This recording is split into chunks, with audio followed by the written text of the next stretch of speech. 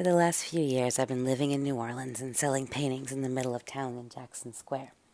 The body of work that I created for sale out there is called The Beautiful Bodies, and it's a series of skeletons with hearts that act as talismans for empathy, groundedness, and joy. I've recently been looking to add a new layer of complexity to this series, and I came upon the Drive All Night Songs of Tori Amos podcast. I first heard the music of Tori Amos when I was 12 years old, and a friend showed me the video for the song Crucify on MTV Buzz Clips. I was entranced by the darkly melodic atmosphere of her music and the mystical fierceness in the poetry of her lyrics.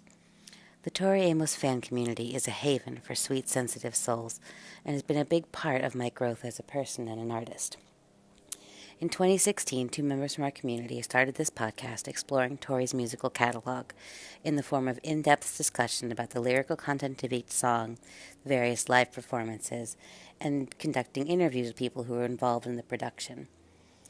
When they got to her album, Boys for Pele, which is her third album and came out in 1998, something clicked for me, and I decided to create a body of work called Beautiful Bodies for Pele, where I could interpret my experience of each song through the skeleton language I had developed.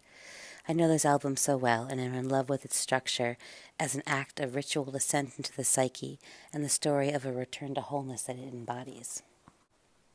As a bonus bit of synchronicity, the album Boys for Pele was partly recorded in New Orleans, so I'm able to work that imagery into the paintings.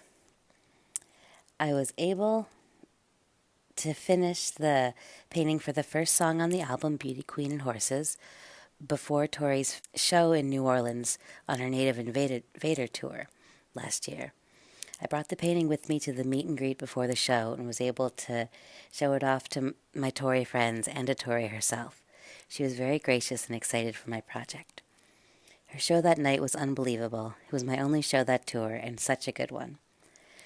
Sometime soon I'll have prints available of these paintings on my Society 6 page, so please sign up for my mailing list or follow me on social media to find out when that happens and to hear more about the paintings as they develop. I finished this first one, and I am in the middle of track number 2, Blood Roses, which will come out sometime in the next month.